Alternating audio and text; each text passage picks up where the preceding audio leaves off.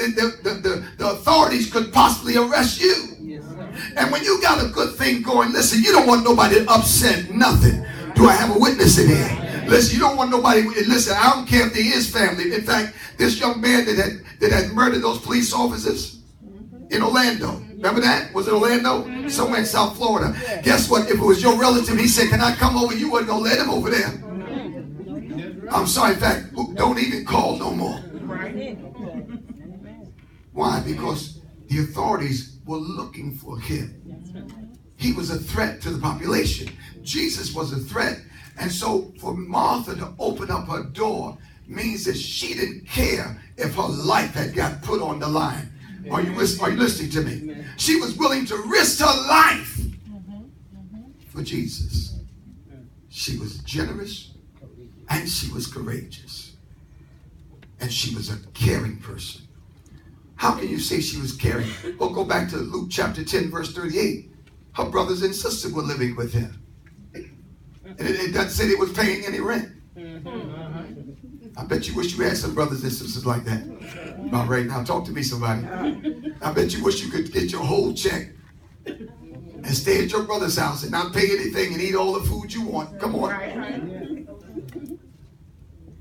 And Jesus and the disciples continued on the way to Jerusalem, and they came to a certain village where a woman named Martha welcomed them into her home. Not her home and Lazarus' house and Mary's house. To my, all three of our names on this deed. Hold up, Martha. This ain't just your house. No, the scripture's clear. It said it was her house. We don't know why Mary and Lazarus was there, but they were there. And so she was caring not just for this entourage, but she cared for her brothers and her sister. She was a caring person. Mary was when you look at Mary, everybody admires Mary because Mary was a person who hung by Jesus. Somebody say Mary. Mary. She loved Christ. She craved him. In fact, the Bible said that when Jesus began to admonish Martha, he said that Mary wanted something that was better than work. So she sat by his feet, not by his side. The room was a large room. It was a courtyard. It was crowded. She could have chosen to sit anywhere, but she sat right up front. Do I have anybody here this morning? You came here to sit up front because you wanted to hear what thus says the Lord. You didn't come here to be entertained. You came here to hear a word. Do I have anybody? And so when you come to hear a word, guess what? You want to make sure that nobody's talking in your ears. You want to make sure that you're not being distracted. Come on, talk to me, somebody. You want to make sure your phone is off. You want to make sure that whatever's being said, that you're attentive, because this might be your moment of breakthrough. This might be a Kairos moment for you. This might be what God turns your midnight into day. Yes. Because you heard that you can get a miracle in church. Do I have anybody here this morning that believe that there's still miracles happening in church? Come on, give two people a high five and say there can be a miracle with your name on it this morning. Come on, I need somebody to walk with me. Say there's a miracle with your name on it. So I came here because I heard God was able to do exceedingly, abundantly. And so I'm here. I'm sensitive.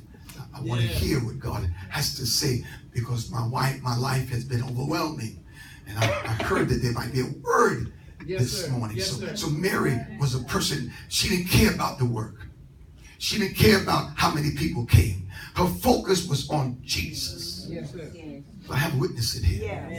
And so when you look at the dichotomy between the two sisters, the challenge becomes is in that why would Mary not want to help her sister out? It doesn't say that she would never help her out.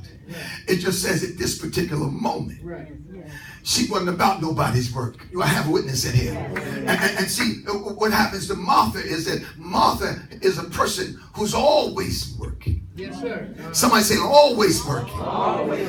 See, one of her problems was in verse 40, turn to 10:40, is that she became cumbered. And the word cumbered is a Greek word, peripesto. It means to be drawn around, to twist, to be turned and distracted. The idea is that Martha was drawn around and twisted with anxiety and worry.